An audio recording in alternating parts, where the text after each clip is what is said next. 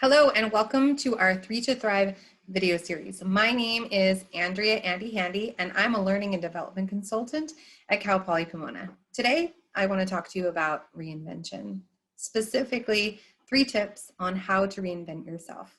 So let me ask you a question. What does reinvention mean to you? Well, reinvention has a lot of different definitions, but one of my favorites is by Nicholas Cole, which is reinvention is what allows you endless opportunities to continue exploring new parts of yourself. Essentially, most of us will invent ourselves and then we will reinvent ourselves. It's a continuous cycle. So I want to tell you a little bit about my story because reinvention can look different for everyone. About 5 or 6 years ago, I was really struggling. I had some health challenges that weren't able to be identified. I was in a role where I wasn't necessarily 100% fulfilled with what I was doing. And I had lost some of my most very close family members due to illness that was unexpected. And I know that many of us can definitely relate to some of those challenges, especially during this time. I found myself feeling stuck, unsure where to turn. At that time, one of those challenges was that I had surgery. And I found myself walking in my backyard to try to get full use of movement beyond the surgery. And I was just extremely unhappy. And a lot of my thoughts were not very positive of what the outcome could potentially be. And I knew that I wanted to change the way that I felt, and I didn't know how. And I went inside and really started to think about what change did I have control over? Because some of it I no longer had control. But the way that I thought and felt about my situation, I had 100% control of. And I didn't even, it wasn't even aware that that actually was the case. And so I knew that I had to reshape and change the way that I thought about my illness and the challenges that I had been facing at that time. So how do we know that it's time for reinvention? Well, there's a few simple questions that you can ask yourself. Now, this isn't an exhaustive list, but just a few that I've created over the course of the last few years that have helped me. And so, do you find yourself daydreaming or reflecting often? Are you seeking inspiration? Are you finding that your life no longer aligns with your core values? Has your growth plateaued?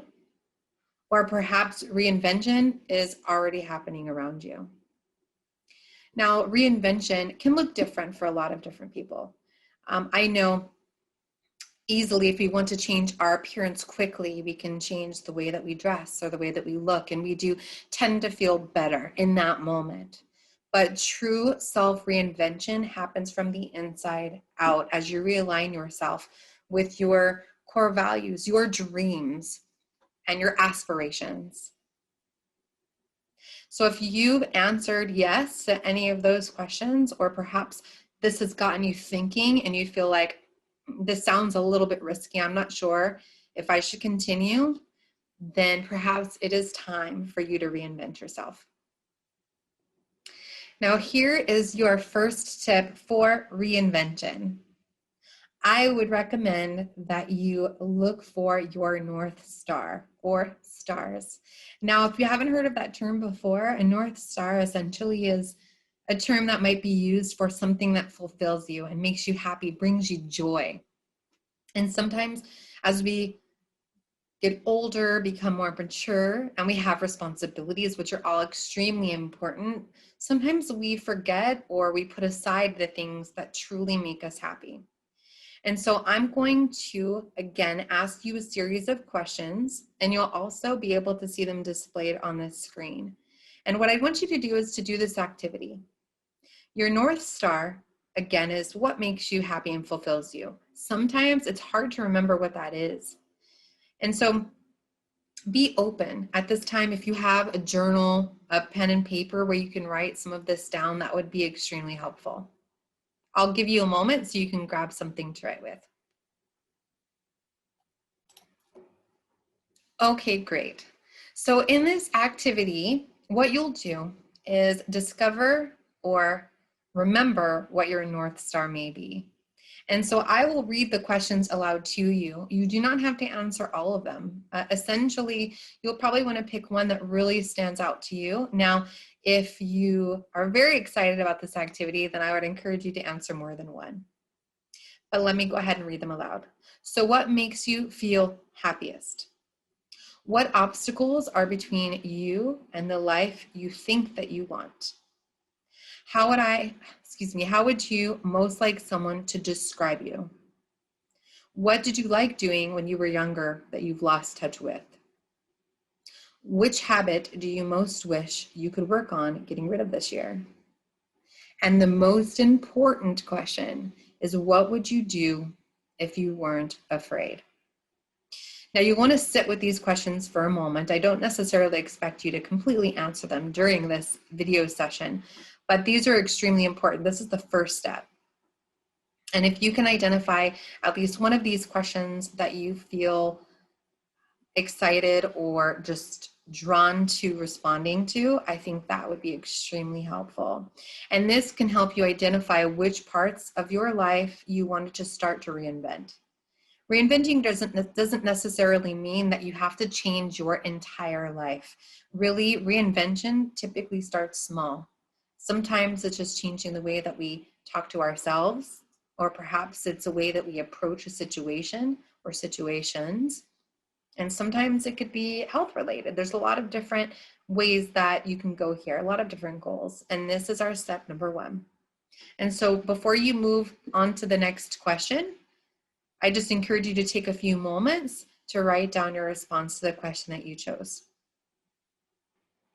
Now, after you've answered those questions, it should give you an idea as to what area of your life you may want to make some changes. Now, remember, we start small, not big. If you're anything like me, I will choose 6 different goals to get started, and I'd be super gung-ho, but then the 6 goals that I focus on, I'm only able to focus on each one at a little bit of a time, and so really I'm not seeing any success at all.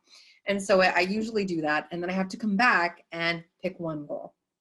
And so that's where I would encourage you to just choose one. And if you're really excited, then bravo, that's absolutely wonderful. But let's go ahead for this particular session and make sure that we choose one. I think that you'll be able to find that you're going to see a lot more progress much more quickly and really feel much more successful in doing so. And so once you've picked the area of your life you want to change, we're going to create a goal around it. Now, how do we do that? Well, there are some steps or tips that I can provide you on creating that goal. First, you have to assess the area of the life that you want to change, of your life. Once you have that down, go ahead and write it out. We don't necessarily have the goal completely developed, and that's okay. There's no one right way to reinvent yourself. And so if you're still here with me and you're still writing, then we're already off to a great start. So once you find that area that you want to change, there are some things that you need to list out. First off, what do you need? Are there any resources that you need to develop? Do you need access to certain items, materials, or information?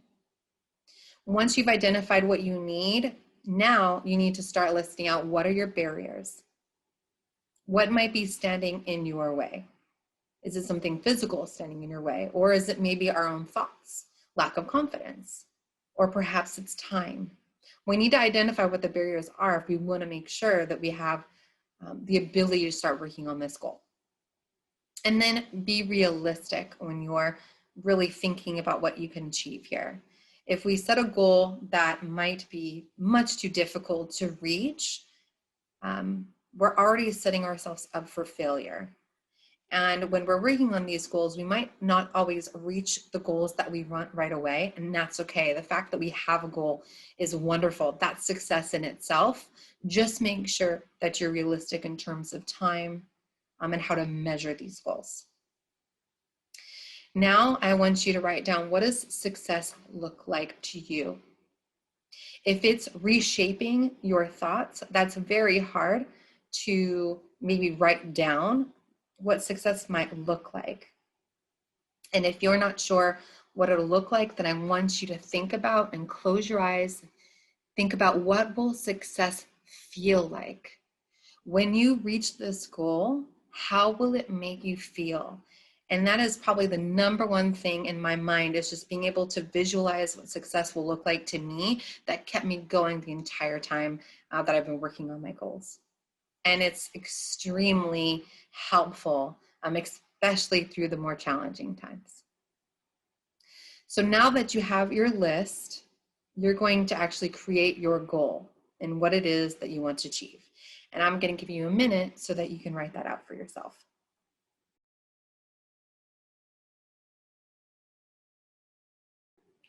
So now we know the area of our life that we want to start making those changes. We've created a goal, and we know what that's going to look like, and we know what that's going to feel like. And hopefully you've had the opportunity to write that all down. The last tip that I'm going to give you is celebrate. Celebrate your successes. Reinventing yourself is not something that happens overnight, and it does take time. Even if it is a very focused goal, it still will take some time to turn that into something that might be habitual, or that you'll see the difference. So it's very important that you celebrate even the smallest of successes. And what might that look like? Or how might we know that we are successful? So I would encourage you to first let people know around you, your family or your friends, your support system, what you're doing and why you're doing it. I think it's really great to not only share the changes that we're making, and it's not to be boastful, but really to gain support, but then also when you are seeing successes, letting them know and they can celebrate with you. If it is a goal that you've created that might be more about reshaping the way that you think or feel, then I would encourage you to keep a journal, a tracking journal, and you can see how your thoughts change and progress throughout the journal. And when you get through that journal, let's say in a month, take a look at those changes and then celebrate.